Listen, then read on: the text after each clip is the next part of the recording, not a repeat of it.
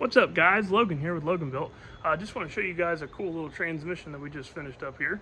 This is one of what I call my Pro Series 48REs. This thing is rated for 1500 horsepower. It's got a 35 spline Sonex input, Sonex intermediate, and a 29 spline Sonex output. Gearin apply regulated constant pressure full manual valve body. Gearin triple disc converter as always, extreme duty. And this unit right here, outfitted with my TV adjuster kit to tune in the 2-3 shift, as well as my front cable entrance bracket.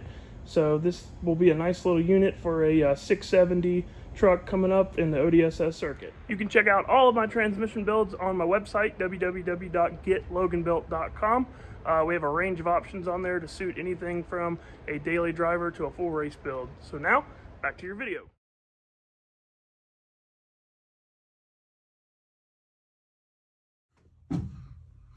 Here I am again, blindly talking into a camera, trying to give you guys some helpful information without boring you totally to death. So, yesterday I was actually on the phone with my good buddy JP, and I was pretty much venting to him. And when I got done with my rant, he's like, "Hey, there you go. There's a video to add to your choices series."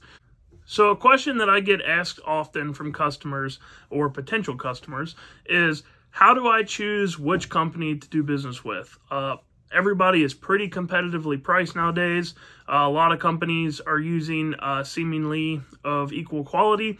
So how do you make the decision between what company you're going to use?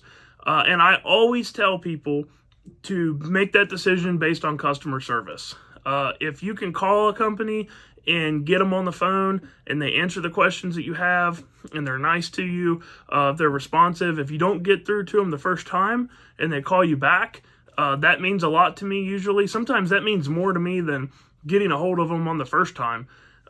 If they're willing to take the time to educate you on the product and not necessarily sell you their product, but explain to you the difference in their product versus another company's product, and really take the time to educate you, because as a business, it is my opinion that is our job.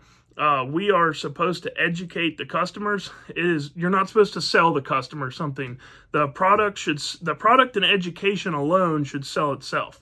So if you can get through to a company, if you email them and they email you back, if there's just good communication there, and that company's product is the same price as the next guy's product, but you can't get through to that guy, and you send him 10 emails and you call him 4 times and you can't ever get anybody on the phone, go with the person that has the better customer service. I know that this sounds like really simple, duh type stuff, but I really do get a lot of questions on that because people don't really know which direction to go on that. The story that I was telling JP about is, I am trying to order a part right now for a job, and I cannot get through to this company. It's not anybody in the diesel world.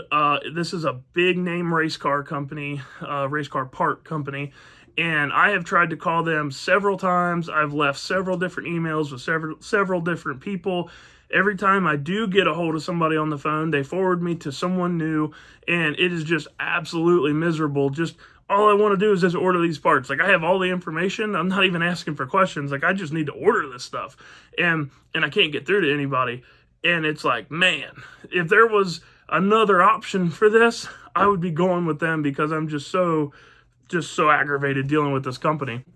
This is a weird world we live in right now. So with all of these shortages and everything that's going on, I understand that, yeah, you can't get necessarily some parts right now, and that's totally understandable. If you call a company and they call you back or they talk to you and they say, "Hey, look, we don't have this, it's going to be this long," I'm not necessarily talking about that. That's a totally different story. But when you just can't get through to somebody to place an order or anything like that, like, imagine this is before they even have your money. They're this hard to get a hold of. How hard are they going to be to get a hold of and deal with after they have your money? If you're buying something that is really complex, like say a transmission, and you have some issues with it, or just even have some questions with it, how well are you going to be able to get a hold of these people after they've already gotten your money? These are things that, you really need to think about when all of the products are very competitive, you really need to base what you're going to do off of customer service, in my opinion.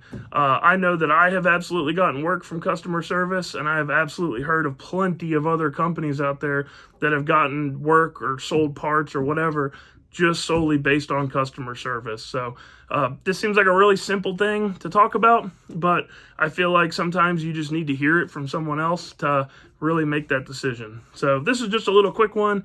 I just wanted to talk about it while it was fresh on my mind. So hope you guys find it a little bit helpful, and we'll catch you on the next one.